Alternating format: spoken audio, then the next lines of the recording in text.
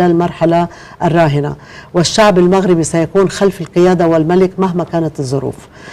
داي كحزي بلاتي رجع لا. السلام عليكم الاخوان، السلام عليكم. اش كتقول هاد خيتي هادي؟ داو انا غنقول لكم اليوم، لا ما كاين لا ليلى عبد اللطيف، انا غنقول لكم 2024 في المغرب بعدا كاينه. السلام عليكم الاخوان والاخوات، الاصدقاء والصديقات والمتتبعين.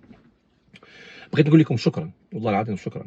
شجعتوني شي شويه وليتو كتشجعوني شويه، وكنت انا كنحاول ندير شويه ديال اجتهد من طرف، كنحاول نجتهد. ليلى عبد اللطيف، خويا ما بغيناش نسمعوها. سمعوا لي اليوم انايا غنقول لكم المغرب اش غيوقع فيه في 2024. المغرب في 2024 غادي يوقعوا مجموعه ديال الاحداث.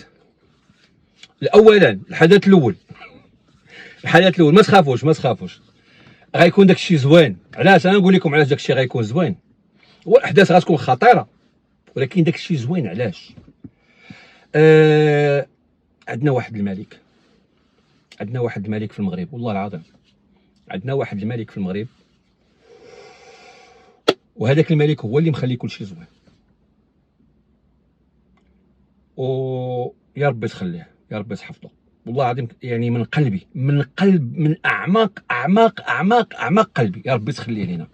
اجي دابا نشوفوا 2024 اسيدي غتعرف واحد المجموعه غتمشي للحبس.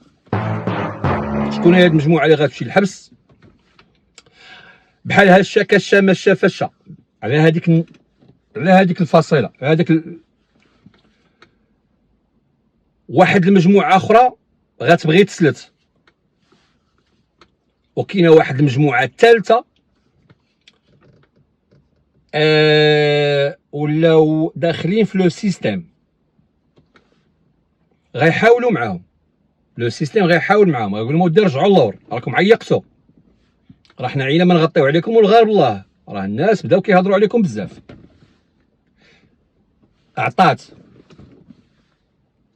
عطات ريحتكم، عطات.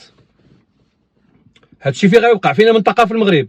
هنا ليلى عبد اللطيف غنقول لها حيدي اللور، انت ما كتعرفيش المغرب، انت ما كتعرفيش، انت هضري كتقولي المغرب ولكن ما غتعرفيش بحالي انايا المغرب.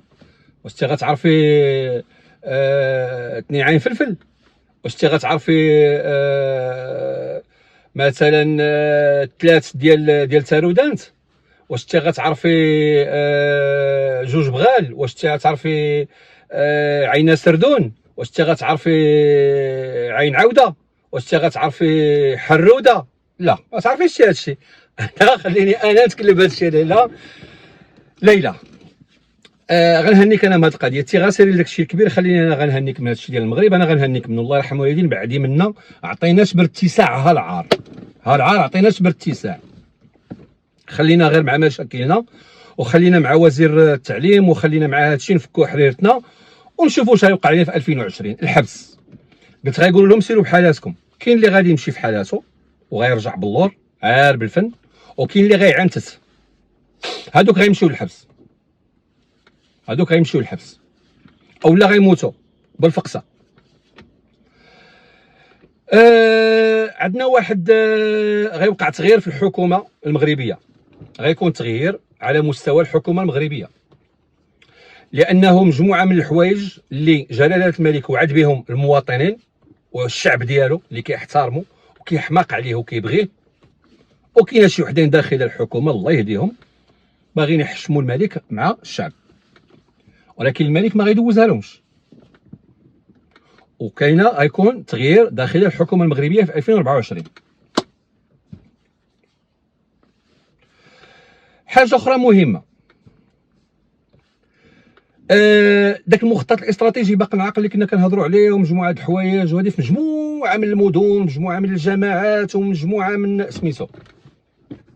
المخطط الاستراتيجي غتشعل فيه العافيه، وغيبداو يحاولوا ينوضوا يخرجوا ديك الفلوس ويخشيوها في مكان باش يقولوا بان المخطط الاستراتيجي دار، ولاو يديروا البوطويات ديال الضوء في وسط الشانطي. مجموعه من الجماعات القرويه والجماعات الحضاريه ومجالس الاقاليم في المغرب غادي نعرفوا يعني واحد يعني واحد المتابعه اعلاميه خطيره، وغتكون واحد المجموعه ديال الملفات اللي غتوضع امام الاعلام. وهذيك الملفات اللي غتوضع امام الاعلام، عفوا اسمحوا لي، هذيك الملفات اللي غتوضع امام الاعلام باش يتهناو من هذوك لي فيروس. الحفلات والنشاط هذا العام غادي يكون موازين، 2024 غيكون موازين، غيحاولوا يديروا موازين باش حقاش الناس شعلات فيهم العافيه. الناس ما بقاوش عارفين فين يردوا الراس. الاساتذه والمعلمين غادي يوقعوا في واحد المشكل مع النقابات 2024.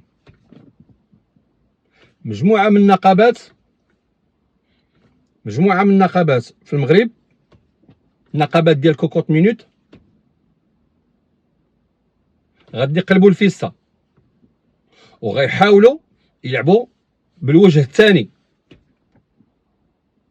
ماشي في قطاع التعليم، في قطاع اخر. تسناو 2024 ورجعوا قولوا لي مطيشه غيطلع الثمن ديالها. خبعوا مطيشه.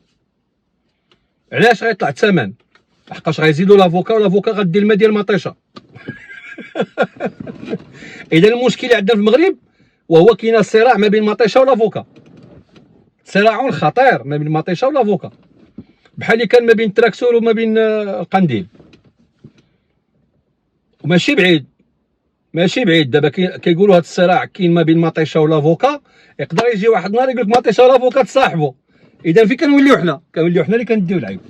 نتمناو على الله باش مطيشه تبقى لها المويها ديالها، والمواطن توصل ليه مطيشه رخيصه، ولكن تسناو 2024 غتكون مطيشه غاليه.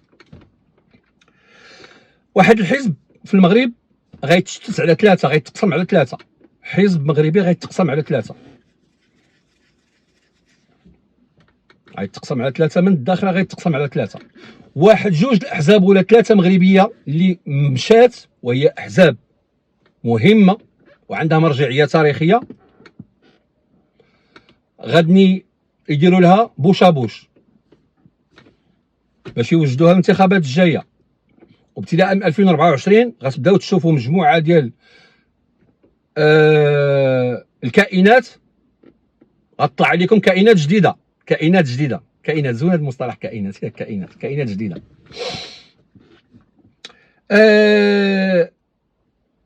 وفي الاخير غنقول لكم بانه الديوانه في المغرب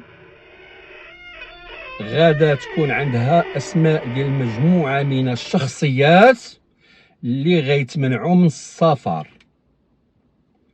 المناطق التي ستصاب باضرار داخل المغرب: منطقه الغرب شراره بني حسن، منطقه سوس،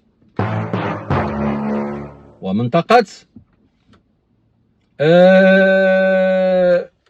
المنطقه ديال سطات، رحامنا لا سطات، دار البيضاء، سطات، جديده، اسفي. ولكن اخطر المناطق اللي غيكون فيها مشاكل كبيره هي منطقه الغرب في المغرب. وهنا غنقول لكم ان شاء الله الرحمن الرحيم وبحول الله وقوته، واتمنى ان لا يحدث اي شيء من هذا. كنتمنى من عند الله باش شي حاجه ما تكون في هذا الشيء. علاش؟ لان لا خلينا ليلى عبد اللطيف جات تشوف، انا درت معاكم زوين، الا خلينا ليلى عبد اللطيف جات تجي تشوف، راه غتشوف شي عجب، وغتمشي عند شي رئيس نيشان وغتقول له الرئيس الفلاني، وغتصدق سابقه المجلس الاعلى للحسابات، وغتصدق سابقه زينب العدوي، وغتبقى سابقه الداكي. وحنا مبغيناش عاوتاني نطيحوا في هذا المشكل، نخليو ليلى جايه ما عرف منين تورينا حنايا فين هو الخنز، وحنا الخنز كنعرفوه غير نسربيو، بغيناكم دابا غير تسربيو. اذا الليله انا غنقابلها انا غنقابل ليلى عبد اللطيف وانتم قابلوا لنا رؤساء المجالس وقابلوا لنا داكشي الله يرحمكم الوالدين، وخرجوا لنا دوك الملفات. اللي غيمشي للحبس يمشي للحبس، اللي غيبقى يخدم بالمعقول يخدم بالمعقول. وعاشت الدوله المغربيه وعاش الملك والله يرحم الوالدين. ما تلعبوش بالامن ديال المغرب. السلام عليكم.